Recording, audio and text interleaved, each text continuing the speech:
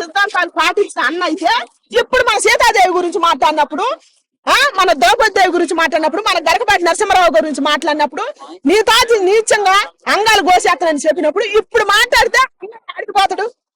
ఎక్కడో ఉండేవాడే నాగబాబు అన్న పవన్ ఎంత పేరు వచ్చేది. మరి ఇప్పుడు ఎందుకు మాట్లాడతలేదు? తప్పుకో అని చెప్పొద్దు, ఎవరినైనా ఇప్పుకో అని చెప్పాలా. అది పద్ధతి కాదు. ఆడపిల్లల్ని ఆ హింస పెట్టకూడదు. నువ్వు కప్పుకొని రా అని అంటే అది హింస పెట్టినట్టు కింద లెక్క కదా. నువ్వు ఇప్పుకొని వస్తే మేము బాగా చూస్తాం, మేము బాగా ఎలబడతాం. అప్పుడు రేపులు ఎక్కువ జరగటానికి ఆస్కారం ఉంటుంది, మాకు కేసులు ఎక్కువ దొరుకుతాయి, మాకు అందరికి పనులు దొరుకుతాయి. ఇప్పుడు జాబులు కొంచెం తక్కువ ఉన్నాయి కదా. ఇప్పుడు రేపులు ఎక్కువ జరిగి ఒకరినొకరు చంపుకుంటుంటే కొట్టుకుంటుంటే ఇప్పుడు అమ్మాయిలు అబ్బాయి అదే కదా చేసేది.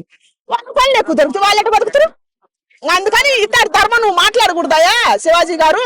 ఇది తప్పు, నీ లాంగ్వేజ్ నువ్వు మార్చుకోవాలా, నీ బుద్ధి నువ్వు మార్చుకోవాలని చెబితేనే పాప ఆయన బయటకు వచ్చి మంచి మాట్లాడకూడదని చెప్పింది శివాజీ గారు.